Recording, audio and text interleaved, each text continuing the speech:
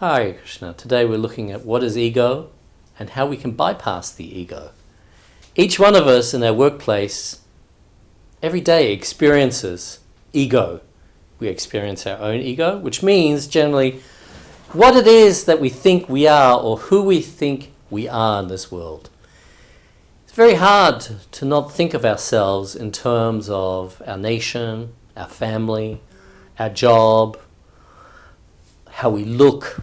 Each one of us, we are a man, we think, oh, I'm strong and I'm handsome, I'm intelligent.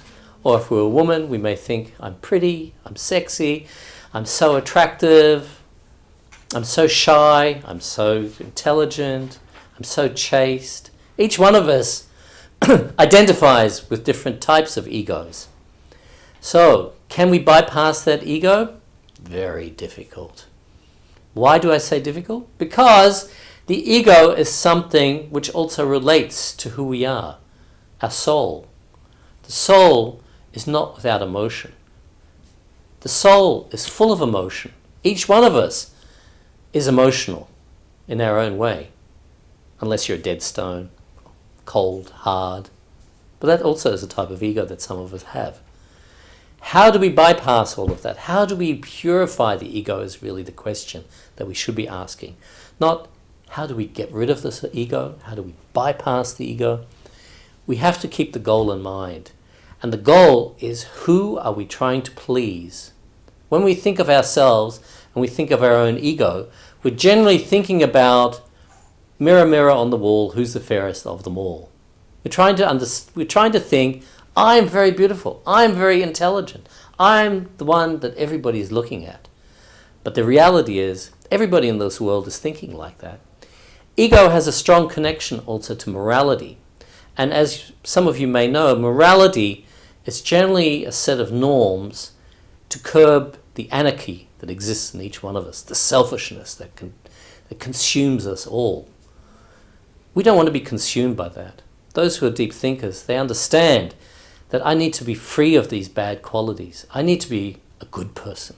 I need to be a kind person. But, again, that's another type of ego. So who am I really? Who do I really want to be? In the Vaishnava culture, the servants of Krishna identify themselves as servants. And the perfection of the philosophy is to think, I am the servant of the servant of the servant of the maidservants of Krishna. How does that make you happy? Well, think of it like this. I met a man one time in his office. He had Rembrandts, he had Gauguins, he had Picassos. And when I walked into his office, he said, just look at my beautiful art collection. Isn't it wonderful? I said, oh yes, very beautiful. And he said, tell me, I want to ask you a question. In this room, which is the most beautiful painting? So I looked around. Wow, never seen such beautiful paintings even in the art gallery. But then I spied on his desk a small picture, nicely framed, which took the paramount position on the person's desk. And when I looked at it, I saw that it was just a simple crayon drawing done by a small child. So I smiled and I looked at him and I said, this picture that you have on your table is the most beautiful painting in the office.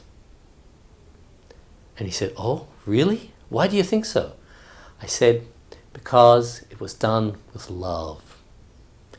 And that, my dear friends, is what can help us to overcome our ego, is the love for Krishna. When we have love for Krishna, all bad qualities will fade away, and our true ego as a servant of God will become manifested. Thank you very much.